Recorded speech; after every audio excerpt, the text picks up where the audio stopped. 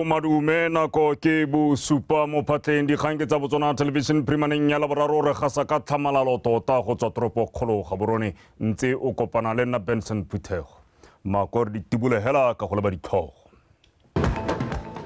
Tautona Dr. Mokgweetsi Masisi wa betse masolo a dirileng ka bonatla le boineelo mo tirong dietsele.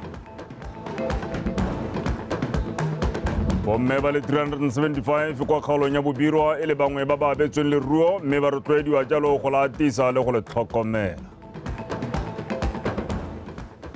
Baithuti ba ba setsana ba rotloeditswe go tlhagafalela dithuto tsa maranyane le dipalo ka di ka ba betlela isago e molemo.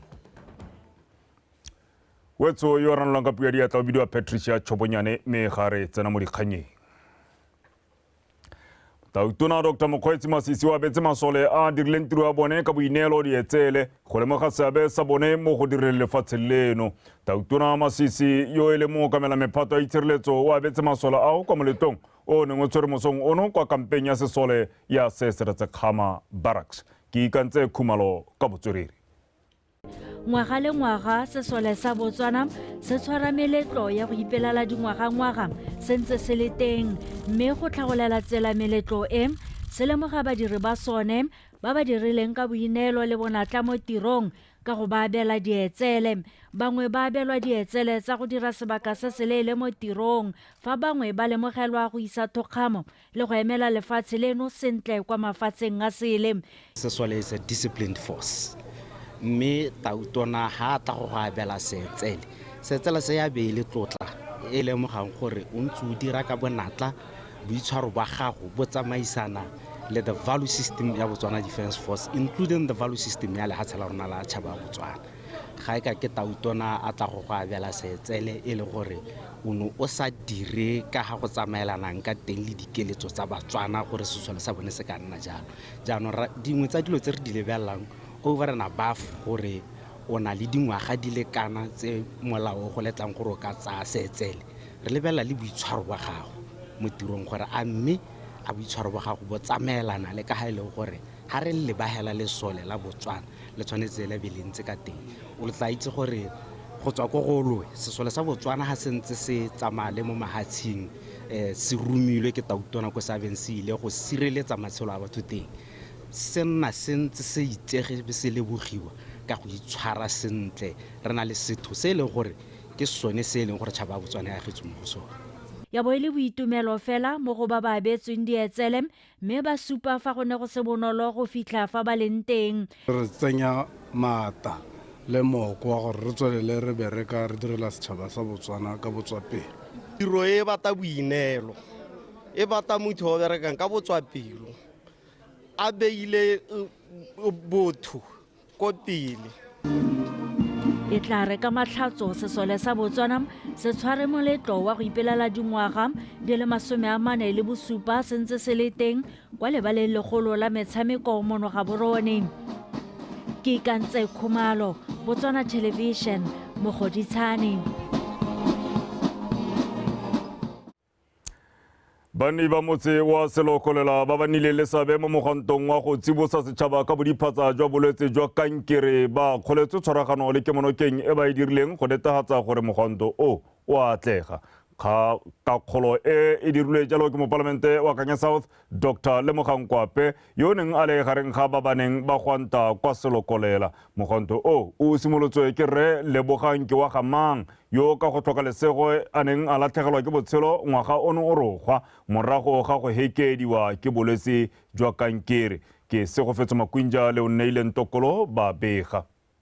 Mogwanto o go simolodisitsweng ka kgwedi ya Mopitlo monongwaga o tlhalosiwa fa o tla tshwarwa ngwaga le ngwaga e le segopotso sa dikeletso tsa Gareke wa Gamang tsa go thusa bao ba amilweng ke bolwetse jwa kankere ka matlhoki a bone a farologaneng ga mmogo le go tsibosa setšhaba ka dikitso tsa bongaka tsa thibelo le kalahi ya bolwetse jwa kankere.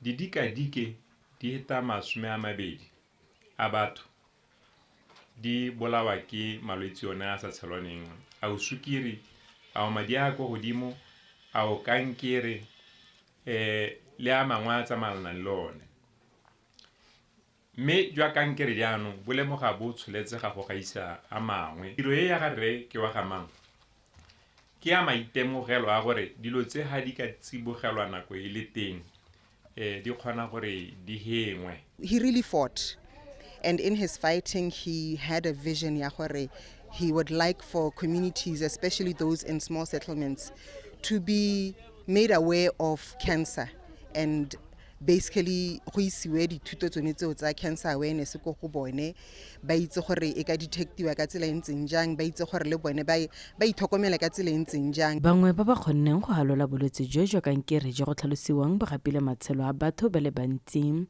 ba ne ba fiwa sebaka sa go gakolola le go kgothatsa setšhaba gore ope a se ka latlhegelwa ke tshepo mme ba ikemela ka dinao go lwantsha mabao. I was told on early cancer and I was like, no, you must have made a mistake.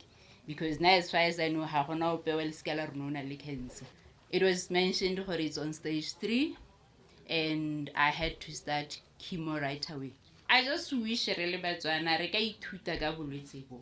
and also learn how to support balwetse ba jone and their family members, because it impacts not only when I'm molwetse.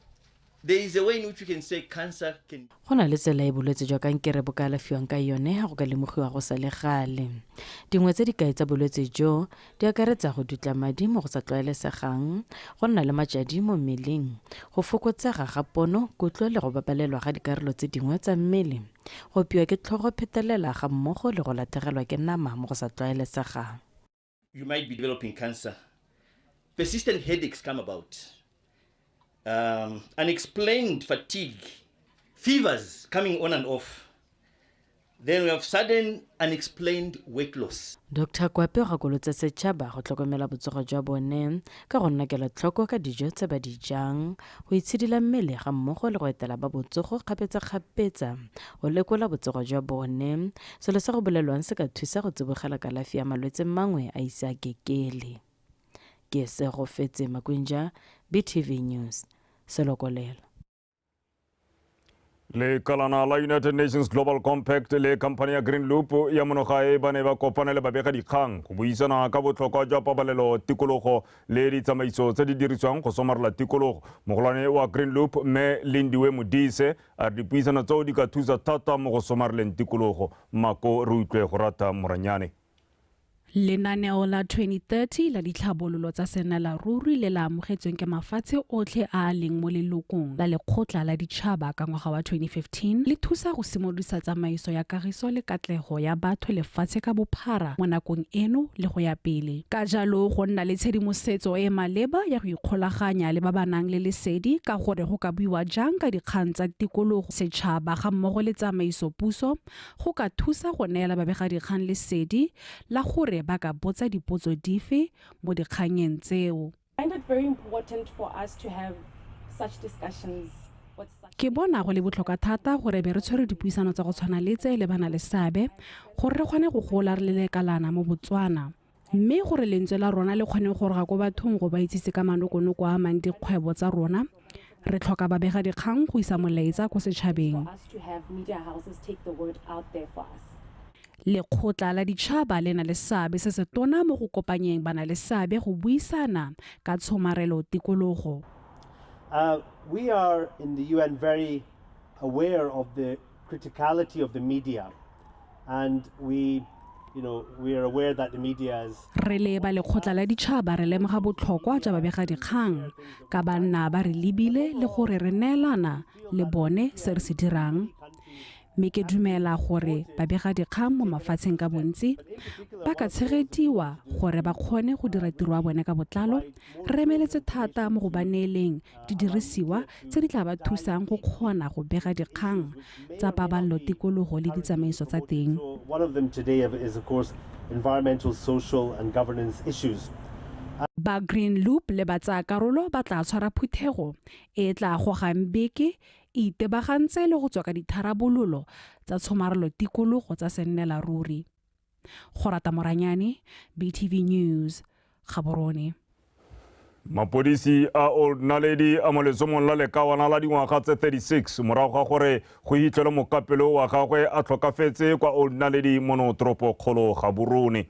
mookamela mapodisi a Old Naledi Assistant Superintendent Mike Gauboe o tlhalosa fa mme yo a itlhetswe a rapaletse mo mading mo ntlong e ba neng ba nna mo go yone mmogo le mokapolo wa gagwe mme go supagala gore o tlhabilwe ka sengwe se se bogale. O nkutlwile Thamaga wa bega. Le kawana le Emmanuel Kesaobaka yo isegeng gape ka leina la Thero wa dingwaga di le 36 a tlholega ko motseng wa Kanye mme a nna ko motseng wa Moshopa o tabogitse mapodisi a o nna le papa ka e le mmelelo mo polong ya mokapelo wa gagwe wa dingwaga tse di 27 yo a fitlhetsweng fa gare ga maphašaphaša a madi mo ntlong ya bone ko Old Naledi. Ra begelwa pego gote go bonwa mme mongwe a tlhophaletse mo ntlong mme o go lebega o ka re ga mo motshelong mme ra nne ra sianela teng boammaaruri go ne ga lebega o ka re ke motho o sa tlhole a le bo botshelong mme re ne ra mo sianisetsa ko sepateleng kwa na heta a bonwa ke ba bongaka mme ba ruruhatsa ha sa tlhole a le mo botshelong. Re bua yana a le ko setsidihatsing mmeo e ka nna mme wa dingwaga tse di 27 e le monni wa Old Naledi mme go tlholega kwa digawaneng. Mapodisi a re maiteko a bone a go tsomana le kawana le ga a tswe tema mme fela ba mo letsomong la gagwe gore a tla lebiswe molato wa polao ya motho.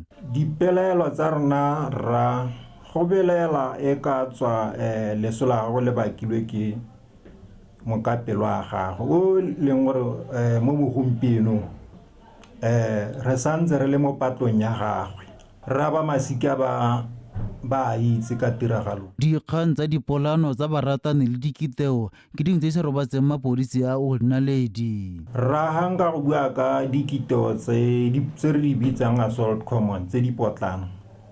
Ke gatisitse dipalo di le 73 di be di latelwa ke dikgobalo tse di ha godimonyana tsa ga tsone di le 23 ge be go latela tse go teng ke tsone a lawful wounding tse mo go tsone ke gatisitseng di le 9. Borukotli bontse bo tsentse mapodisi a Naledi tsebe mo bogompienong helang ka gore ka re tse di thubiwang gantsi ke mo madirelong ka re mo di-parking tsa madirelo. Ditlhotlhomiso tsa mapodisi mo pola o nyela ga rejona leo la ko digawana di santse di tsweletse. Setšhaba se kopia go thusa mapodisi mo go batleng reyo mme ba itse mapodisi a pefela a gaufi fa ba ka lemoga le kawana le. O nkutlwile Thamaga, BTV News, Gaborone. Re tsola dikgang tsa mapodisi a mogoditshana a re go utswiwa ga matlhaba ka bokete mo melapong ya noka e tshwana metsi motlhabe mo go dirwang ke bangwe go tshwenya fela thata. Mookamela mapodisi a District Number 13 Senior Superintendent Ras Letsebe o tlhalositse se ba sena go tshwara batho ba letso la Zimbabwe ba heta 200 ba ba utswang motlhaba mo melapong mme ebile bangwe ba bone e le ba ba nnang mo lefatsheng leno e se ka fa molaong. Tsipo o rile ke lobelo motlhaba wa re ke namile e leng kutlwelo Thamaga. Ba ke bontsi jwa batho ba letso la Zimbabwe ba ba tshwereng ke mapodisi a mogoditshane a tshwana le ba Gaborone le motse wa Ramotswa mo letshong le tsweletseng la go lwantsha borukutli mo motseng setoropo o wa mogoditshane. Bontsi jwa batho ba ke ba go tlhaloswang e le bone tshoso e rweleng mo go epeng le go utswa motlhabo mo melapong e dikologile motse wa metsi motlhabe gareng ga melapo e mengwe mo kgaolong e. Se re tshwere batho ba ka tsamaelang ko makgolong a mabedi kana 200 between 150 and 200 ka melato e harologane. Tiro e kana tshenyo go lebega e diragala bosigo motshegare phakela nako tsotlhegela ga gona nako e re ka reng tota e diragala nako mme bontsi ba batho ba rutlhang ba ke Batswana mme ba kopane le batho ba tswang go sele ba bangwe ba re thusa setšhaba mme ba bangwe o ka re ba re tswa botlhabetsi ka gore ba dirisana le bone batho ba re ba batlang ba ba senyang mo molapong morra. Go tswelela go utswa metlhaba ka bokete mo melapong e go tlholediwa ke go botheko ya motlhaba e le ko godimo fela thata mme seo se pateletsa magodu a one go tsa mo melapong go sena diteseletso. Ba re ba rekisa ba mo dikgwebong diteraka tse di tabolang metlhaba ga ke diteraka hela tsa selebego se se godimo thata tse di tabolang motlhaba o montsi ka gangwe mme ba supa gore ba rekisetsa bone Batswana mo Botswana.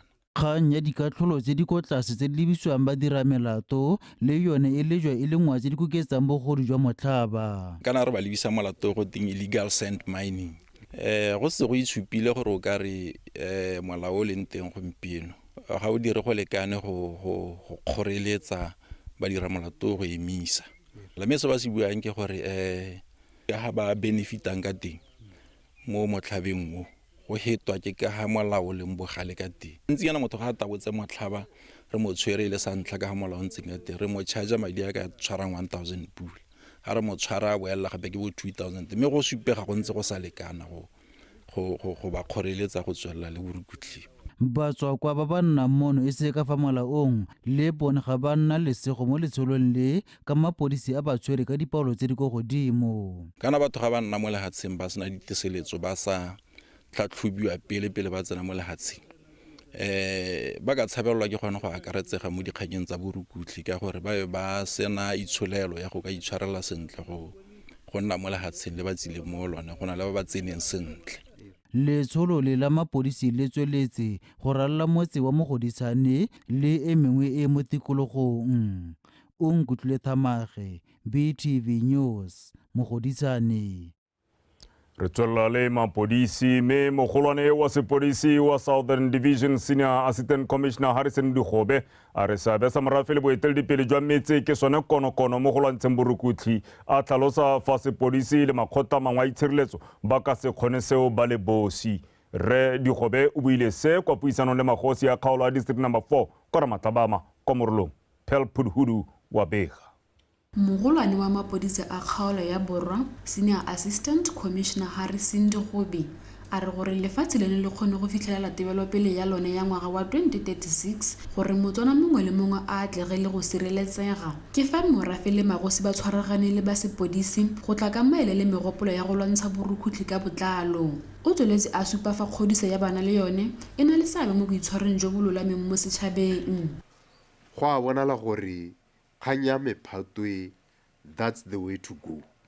Mo metseng ya rona re phuthe masogwana ba re ba tshepa le gale gore ba eme ka dinao ba emele mapodisi ba patrole le mapodisi ka gore go supagetse gore kganye e ka re berekela. Mme kana go mo go rona re le marara re le hayana gore re bone gore tota batho ba re ba eteletseng pele ba re ka thusana jang le bone gore ba re lwantshe borukutli bo.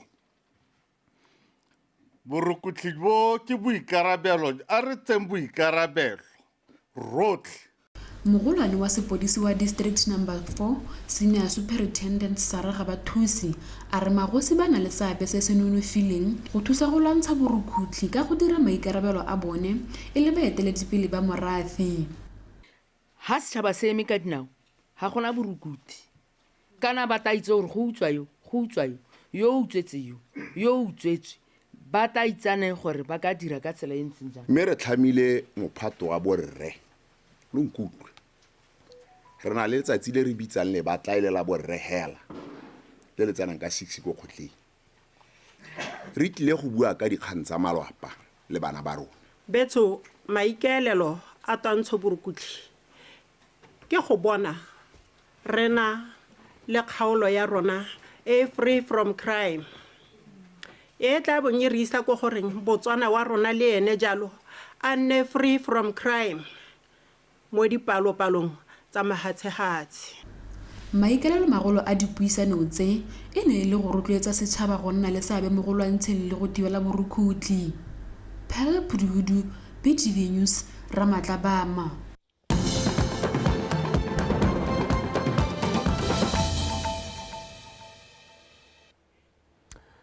Mo go tsa mafatshe a sele fa ile gona o tsubang se gona sa ditshwantsho dikgang ke tsa Botswana Television mme ga re tswelela tautona wa Amerika Joe Biden o supile fa le kgathanong le tshwetso ya mogolwane wa ofisi ya bosekisi wa lekgotla wa tota wa kgotla ya mafatshe a ditsheko tsa borukutlhi ICC ya lopang go tshwarwa ga baeteledipele bangwe ba lefatshe la Iseraele. Se se tamorago ga gore moatlhodi wa ICC Karim Khan a supe ka monwana gore tonakgolo wa Israel Re Benjamin Netanyahu le moeteledipele wa Hamas Yahya Sinwar le bangwe ba na le seabe tota mo ntweng e tsweletseng e keketseng kwa Gaza gareng ga lefatshe la Israel le lekgotla la Hamas.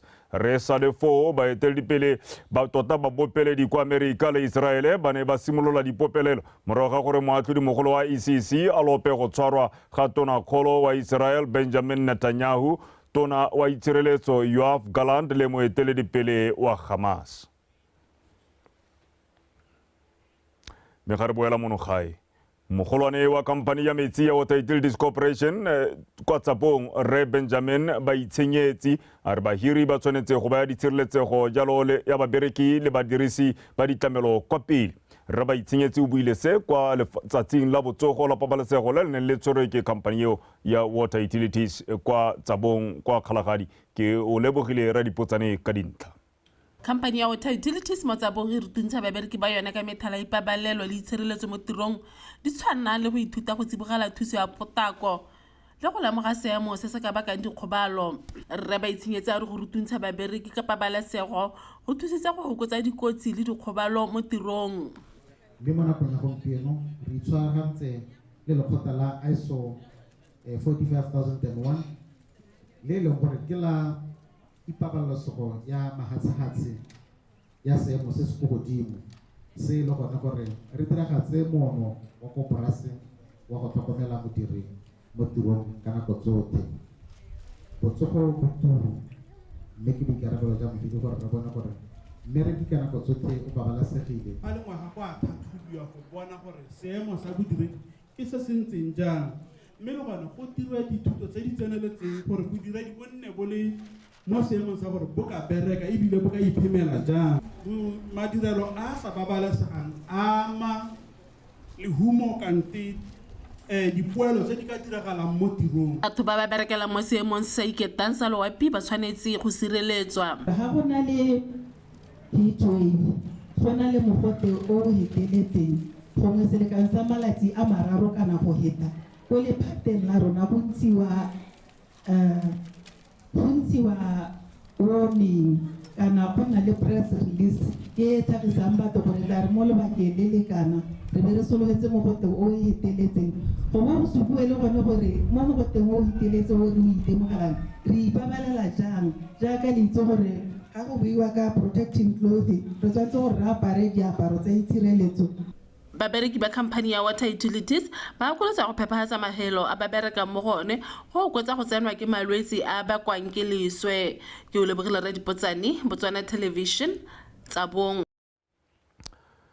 Bomme ba le 375 makgolo a le mararo masome a le supa le metso e metlhano kwa kgaolong ya Bobirwa ke bangwe ba barui ba ba setseng ba abetswe leruo mo thulaganyong ya phimolodikeledi e tsweletseng kwa kgaolong eo. Tona wa temothuo Re Fidelis Molao o tlhomamisitse seo kwa Mabolwe a tlhalosa fa seo e le phitlhelelo e tona fela thata. Karabo Molosi ka pego. Matsadi a go amogwa leruo a neng a le mo dipelong tsa bomme ba a sidilegile. Morwalo wa go tshegetsa malwapa ka itsholelo e reketlang o tla fokotsega le seriti sa bone se tla boela mo seemong ka maduo a leruo la phimolodikeledi e leng dihutshane, ditonki le dikgomo tse ba di amogetseng. Ke ne ka tsela dikgomo ka 2016 le le 25 mme re mo moragong ka ithoboga na go le thata go nna ke sena kgomo ne le morako wa dipudi le dikoko mme ka ga tsatsi jeno tautuna a dirileng ka teng ke itumetse thata ka kgae ya teng. Mosadi mongwe le mongwe o itse gore kgomo ga a sena nayo tota lwapa ga le so ka jalo kgomo gompieno re bone yana re ta ka ra tsosa malwapa. Ke amoetse dikgomo di le 5 mme ke solofela gore ta re mo ngwageng 5 e tla ntshetsa kgomo di le 10. Ke ta di tlhokomela thata ka re ga ke a nyalwa ke jisa bana ke tsenya bana dikwele gore ke tsona di tla nthusang ntha le lengwe la sekwele le a ke na le mathata o ra re bana ba ta shaba ka maši tala e kwele kwa motse wa ka nase ka kgomo ja masisi re a moleboa tautuna wa rona nka re file dikgomo yana ke itšhagaletse poo eo re ke to thabolola kgomo jaaka ka yona ke ya moedi ya brama ke itlhokomela ke ilo ka tshimong pele o re twele tiro e ke kgatelopele mo maitlamong a puso a go nonotsha maiteko a bomme le go ba neela dithata tse di ka ba kgontshang go nna ba tsaya karolo ba popota mo go tsamaiseng itsholelo ya lefatshe leno.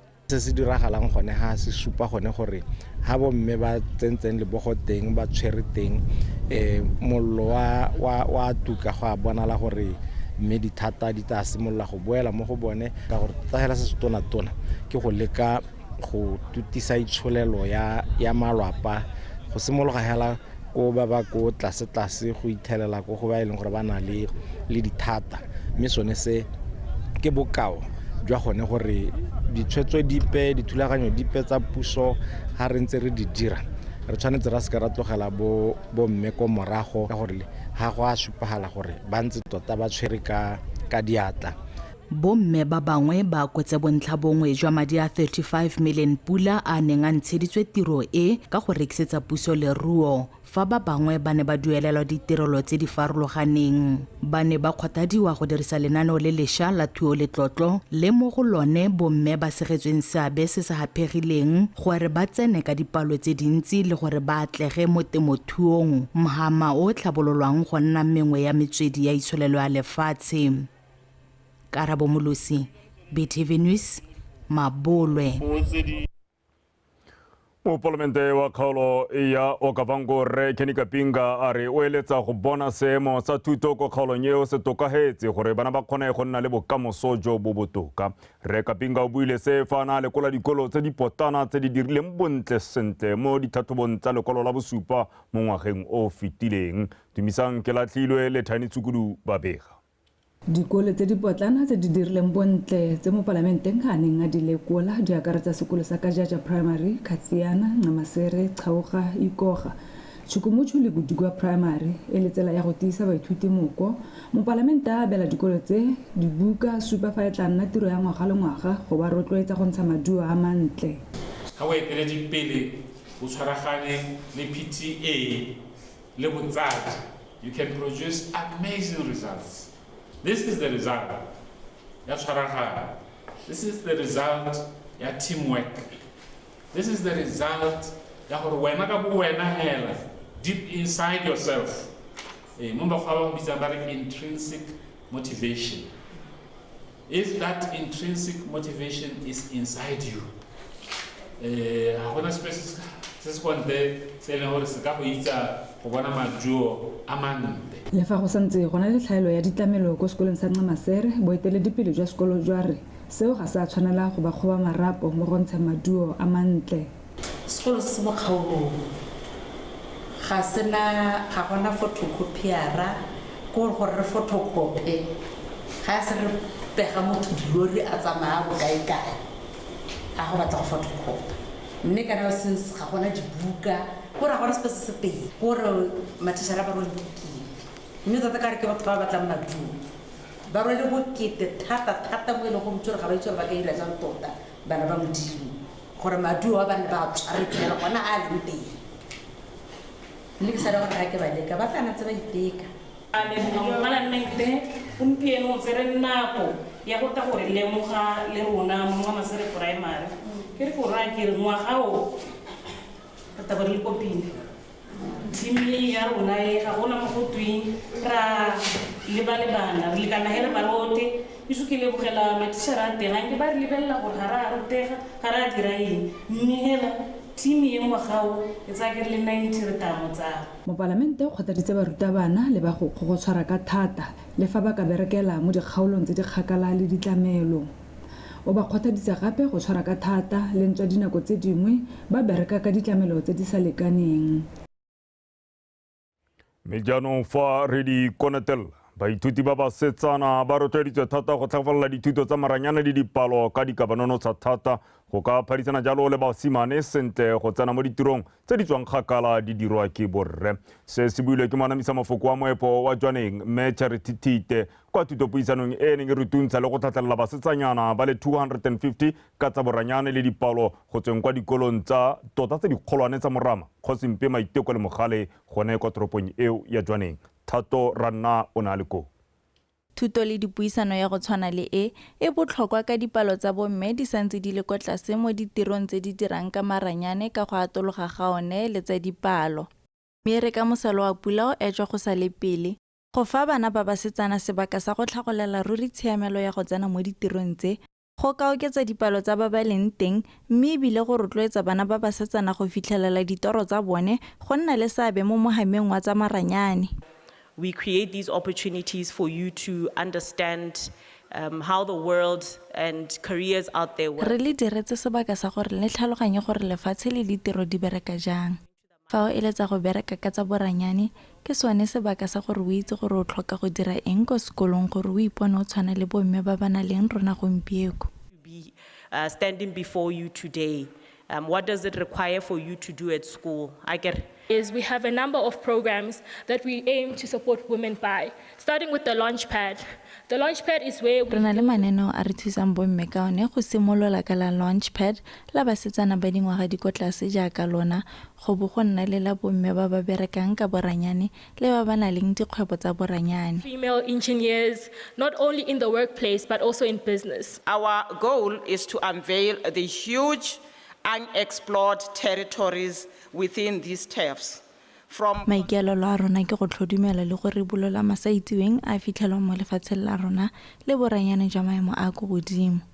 Ga ke dumela gore basetsana le basimane ba akanya go tshwana jaanong go ba thulantsha ditlhogo re ka bona ditharabololo tse dišwa. Go on board in the engineering sphere. Surely we shall have fresh perspectives. Basetsana ba ne ba fiwa sebaka go buisana le bomme ba bomankge ba ba dirileng dithuto tsa boranyane jo e leng konokono ba ba direlang mo moepong wa Jwaneng. Wow, women and we face discrimination. Re bomme ebile re itemogela kgethololo mo ditirong tse di tshwanang le tsa boranyane ka bontsi ke borre. A mongwe a lona o kile a itemogela seemo seo? Faced any type of doubt or discrimination. It's not like they would underestimate you because ga ba ke ba go kgetholola ka gore motho wa mme ba ka go kgetholola fa o sa itse tiro ya gago ebile o sa kgone go batlela ka ditharabololo. They get to underestimate you. It's because you don't know what you're doing. You can't bring solutions. You can't solve any of their problems. We are not just the leaders of tomorrow. Gakologelwang gore le baeteledipele ba ka moso le ba gompieno. Megopolo a lona le mantswe a lona a mosola thata. And your dreams matter. Carry with you the inspiration and knowledge you have gained. Embrace the challenges that lie ahead, for it is through overcoming them that you will truly grow. Basetsana ba rotloeditswe go ikita sehuba gore ba fitlhelele ditoro tsa bone go atlega mo dithutong tsa maranyane tse di tlhokegang lefatshe ka bophara. Thato Ranna, BTV News, Jwaneng.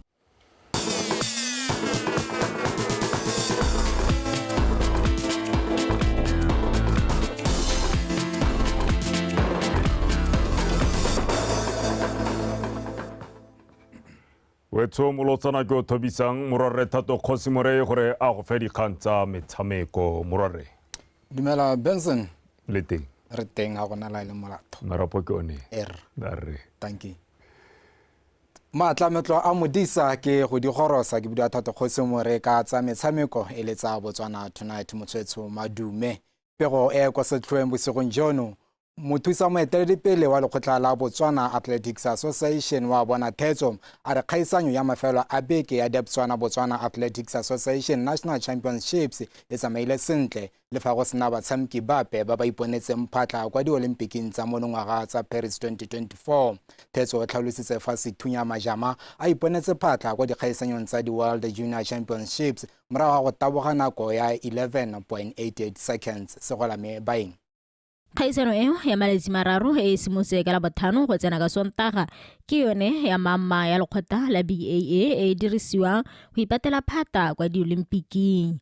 mme ke tsa ke re sengwe se tsamaile sentle go ne go sena makgwere yape re simotse ka nako re be ra fetsa ka nako e re ipetse yone re bona jalo go na le dintlha tse re ka motho go ka bua ka tsone re bona jalo mosimano ke mo re na tisang go tswa ka ko Maung Track and Field Athletics Club ba taboga nako e ntle thata ya 48.78 seconds e bile le nako e le gore ke our new national record Sethunya Majama a taboga nako e ntle thata ya 11.88 gone ka ko 100 meters a ba kgona gore a qualify di World Junior Championships ka nako e ntle la thata mme ke tsa kere overall ha ne go le gontle. We are very much grateful ka se se boneng mo mahelobekeng. Morago ga kgaisano e lekgotla leo le tsere tshwetso ya go romela batabogi ba le 40 go tsena kgaisano ya Africa Championships kwa Cameroon kgwedi ya taele 20 e ntse le tsela ya go tswelela ba gwetha go eketsa palo ya batabogi ba ba go emela lehatshe leno kwa di-Olympic tsa Paris. Go tsweng ga maitsho matlharana le baka ko Cameroon go le go teng go na le alo le di Africa Senior Championships tse di tlang ka kgwedi ya June from the 21 go tlhaga di 26 maybe re itse gore kana ka di 30 qualification ya tswalelwa ya di Olympics ya rumela gore team e tle re romela ka ko re romela le tsa romela batho ba ka nna 40 go re iponna phatlago ne ka ko me re dumela gore re berekile maetso me kgase ya ka tlhaloso ke di Africa Senior Champions di Olympics ga mo go tsone di World Juniors tse re di lebile ka kgwedi ya August e tla re morago ga di Olympics go be go tsena tsone di World Junior Championships. Go tsena mo nakong eno lekgotla la BAA ke lone hela le le na le kemedi ya go phadisana kwa di-Olympic ka batabogi ba supa e leng Letsile Tebogo, Colin Kibina-Tshipi ba ya Ponjori, Lungo Scotch, Tshepiso Masalila le ke Thobogile Haengura gareng ga ba bangwe. Makgotla a mangwe a metshameko a tsweletse ka go itaisana borathana mo metshamekong e harologaneng ya mahatshe go leka go eketsa palo ya batabogi ba ba le ba kwa Paris 2024 pele go tswalela kgwedi ya 30. Segwalame baeng BTV Sport Gaborone. Pa re tswelela re batsa kgwele ya dinao setlhopha sa Police 11 se setseng se remilwe ke selepe sa magagane mo leking ya Botswana Premier so ekeditse mathata Nico United a go falola selepe sa magagane jaaka se ne se fenya ka dinno tse pedi go elengwe ka Lobatse Sport Complex Maabane. Maduo a beile banna ba selebe phikwe maemong a kotsi a bolesome le bobedi a re bona dintlhakgolo tsa motshameko o kong e palonyana e sa tswang go feta motho ka re has been punching below his weight. How can tetella go dirisa lereo la se bona Nico United kgwele tswela ga e tswang gone one go sena ope yo bona nomoro yone la ga e kgabaganya molegare ga re tshameke ya mokgwa o ntseng jalo mphatlhele a re bone Police 11 ka thaselo engwe gape ba tsa kgwele ba topinya kgwele kiele ba ya tajalele toa kgwele eo hela Police 11 bone ba se ba thasetse motshwara dino o dile mo dikoteng bona ba ka bona sengwe Police kgwele kiele se kwai. We played well the first half, but we should have wrapped the game. We missed a lot of chances. And then second half they came to us. We make mistakes. Our goalkeeper made a mistake and then they punished us. But all in all, the games were too tight. We played many games within a short time. That's why second half, I think we have a bit of fatigue. The story of our lives has been always, creating chances, not even getting a single goal. But today, look, after being in a critical situation now, 1 or 2 goals, you can ask yourself, where has been this thing? So it's a tough one. So one would say, relegate, yes, because we never know what happens. But otherwise, after the BDF game, I thought to these guys, sometimes you play for your profession, you play for the club, because once you drop your head and go and play the remaining games, out of contention and embarrass yourself by losing all the games, it will be very bad for your CV and obviously for the club. Ba sireletsi ba leki ya Botswana Premier Jwaneng Galaxy ba tshamekile maleka le fela setlhopha le Gaborone United mo tshokologong eno kwa Lobatse Sports Complex. Maduo ao a tlogela Galaxy ba ntse ba le kwa setlhoeng ka dintlha di le 62 fa JU e fologetse kwa maemong a boraro ka dintlha di le 60 a re bona dintlha kgolo tsa motshameko o. Bona Msendami abatataologa ba sireletsa Thabo Motswagole gore gongwe kare ga ya kgona gore nnete go ntse a loa ga mma o kare le morago la Gaborone United ba tshamekela mo godimo ga disenke hela mme re bone thaselo bona feta ko godimo ga dikota a ba tshameka ka bothale le Thero Setsile bona Mahashi wa lepeletsa Thabo Motswagole wa tshwara go a phoga bona Galaxy ba ka bona sengwe batho ka lesego. It was a game filled with a lot of stoppages and discrepancies. It wasn't a smooth game, to be honest. It was too tactical, whereby one team came here trying to win and the other one were content with getting a point. But it is what it is. We move on. Congratulations to the boys. I think really they fought. It was not an easy game. We were playing against a very competitive team, very resilient. They kept on coming. There were two things we needed to win or to take a draw and maybe fight at home for the championship. Because had we lost here, it means they had an opportunity to say, if we go to the last match, we win our game, then we are good to go. But I'm saying, I think we had a good game plan. Setlhopha sa Holy Ghost se tlotse se fetogile sa bobedi go fologa kwa leking ya Botswana Premier go pata sa Police 11 se sena go boa kwa morago go pateletsa maleka a dino tse pedi setlhopha le sa Matebele kwa lebaleng la VTM Arena. Matebele e nosetswe dino tse pedi tseo ke Thabo Maponda mo karolong ya ntlha mme banna ba kwa Mopane ba boa kwa morago ka dino tsa ga Leslie Ramaphane le Joshua Ngoma. Holy Ghost jaanong ba mo maemong a 15 ka dintlha di le 23 fa Matebele e le mo go a 11 ka dintlha di le 31. Holy Ghost e garela paka eno ka go tshameka le Gaborone United fa Matebele ba lebagana le BDF 11. We tried this game. Nearly game be tshonto ke gongwe. We needed 3 points mo go yone tota, but gara isimola sentle le game ena as we conceded 2 goals first half. But we managed to make some tactical changes. The player change and it nearly worked for us because we managed to draw today. Lantanta Helen repalets go manage a game, let me say. But Kinegala Mahor because Ornaleba Agiana, Moting, Zavastabana, Letapayana, especially in the midfield, because Habaira that change here, Yabanabans in the defensive midfield, one Peri Pilana, Peri 22. I think Ona Zanaba Artakataka is out dominating the midfield, the Galavacan, can outside Bolosoti, Aditayama taking Yabani, and he really caused a lot of problems for us. Mo maduong a mangwe a leki ya Botswana Premier a beke ya 20 le bofera bongwe setlhopha sa Township Rollers se tsweledisa letsholo la go gwetla bomampodi ba paka eno ka go kgatisa BDF 11 ka notse 4-1 kwa lebaleng la Royal Area kwa Tlokweng. Kwa Phalape Morupule Wanderers e le ka go falla Slepe e tshamekile maleka a notse 3 setlhopha le Security Systems. VTM e buile ka ntlha kwa Orapa ba sena go tshameka maleka a lefela setlhopha. Famasitaoka e padimotse Swa Flamingos ka notse 2-1. Di wala jalo di khantsa metshameko tsa Botswana Tonight Primaning eno ha ke busetse jaanong kwa go Benson Phutego. Morore meke go leboga thata ke tsa ke re paka ya Premier League o lebile di tlhopha tse di lwelang bosimega go godimo Galaxy le Rollers ka sekgwa ba re it will be a photo finish.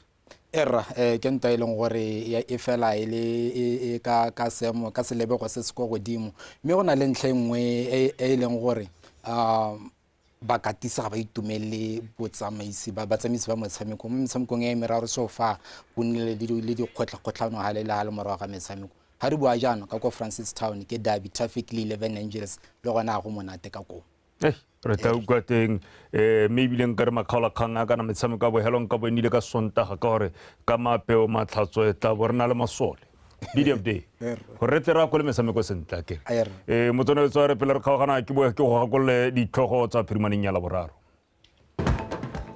Tautona Dr. Mokgweetsi Masisi wa betse masolo a dirileng ka bonatla le boineelo mo tirong dietsele bomme ba le 375 kwa kgaolong ya bobirwa e le bangwe ba ba abetsweng leruo mme jaanong ba rotloeditswe go la atisa le go le tlhokomela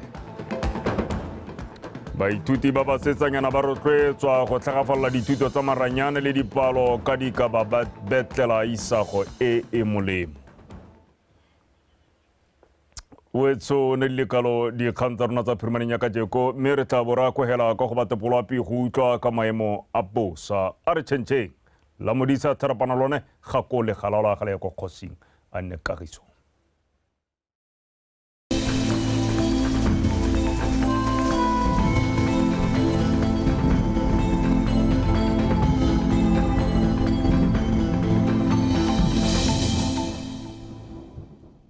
Bagaetso madume nka magela ka seemo sa loapi nna ke khumo sa seo monaka maitsebeng ano go apogile mo dikgaolong tsotlhe tsa lefatshe leno ka tsatsi la labone re soletse re bo go thibile ka bontlha bongwe ko legare bokone botlhaba ga mmogo le kgaolo ya tšhobe dikgaolo tse dingwe tsone tsa lefatshe leno re soletse re bo go apogile mo mosong gone re soletse re go itwatse go le tsididi ko kgaolong ya bokone botlhaba fa mo dikgaolong tse dingwe tsa lefatshe leno re soletse re go itwatse go le tsiditsana mme tla re mo tsamayng ya letsatsi go tla itwatsa go le mololo ko borwa botlhaba kgatlhenkwene ga mmogo le borwa ja kgaolo ya legare fa mo dikgaolong tse dingwe gone tsa lefatshe leno re soletse re go itwatse go le bothito re soletse go gatisa selekanyeng sa bothito jo magareng ga 26 go go 28 mme ga re le ba ditoropo dingwe mo Afrika re soletse re bo go thibile ka bontlha bongwe kwa Antananarivo ga mmogo le ko Cape Town ka kgonagalo ya pula ko Port Elizabeth Dar es Salaam ga mmogo le ko Nairobi re soletse go bona dibata tsa maru ko Rabat Tripolis ga mmogo le ko Cairo mme go tla thiba ka bontlha bongwe ko N'Djamena go apogile ko Khartoum ka kgonagalo ya pula ko Addis Ababa ke sone seemo sa loapi ene boroko